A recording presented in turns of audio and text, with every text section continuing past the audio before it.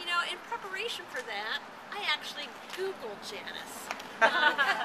And some interesting things come out about Janice that probably not everybody here knows. Janice has a long and varied experience in working on environmental issues and conservation issues. She moved to Frederick County from Brazil. And I don't think very many of us could say we moved here from Brazil. She certainly breaks the mold of I moved here from Montgomery County. But in Brazil, she worked providing guidance and support about managing and conserving natural resources.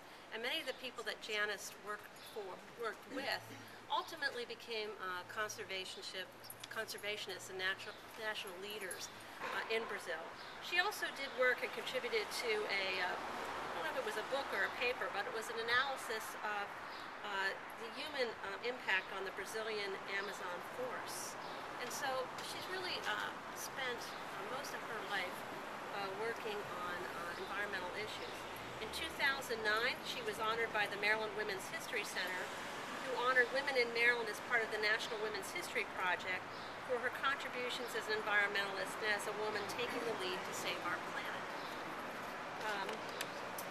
We all know Janice most in her role with Friends of Frederick County and in her service to the county on the Sustainability Commission. And Janice has really been involved in our community as a citizen activist. Now, about 15 years ago, before I ran for office, I was known as a citizen activist. And so I feel a little bit of a kindred spirit with Janice on that role. And so, you know, I think it's a natural progression for someone who has been involved as a citizen activist, working on issues on their own time, and really for the common good of the community, to step up to the plate, to want to have a position where they can make a bigger difference in elected office. And one of the things you can do in elected office is you do have the power of the vote, and you have a greater ability to create change and to shape the future of the community. So Janice is not only interested in the environment, she's also interested in education issues. I actually think the first time I met you and your husband, Richard, it was on an education issue.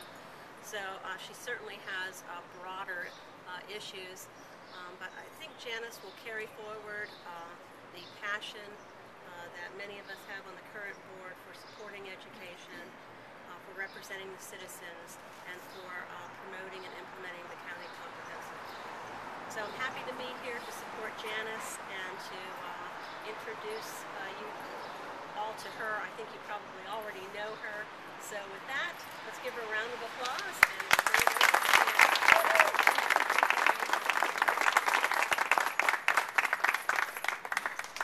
Thank you very much for coming tonight.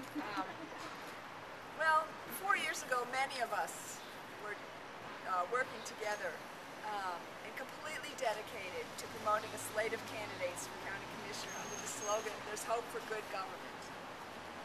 We wanted ethics, we wanted transparency, and we wanted to stop the overspending necessary to stop sprawl growth and focus attention on maintaining and improving upon roads and schools to ensure that current residents and taxpayers have necessary services. We asked for a lot, and we got a lot more. With the county's 20-year comprehensive plan, the commissioners have left us with a blueprint for an entirely new future. A future based on a plan for growth that works just as hard to preserve the good we share as it does to promote economic vitality.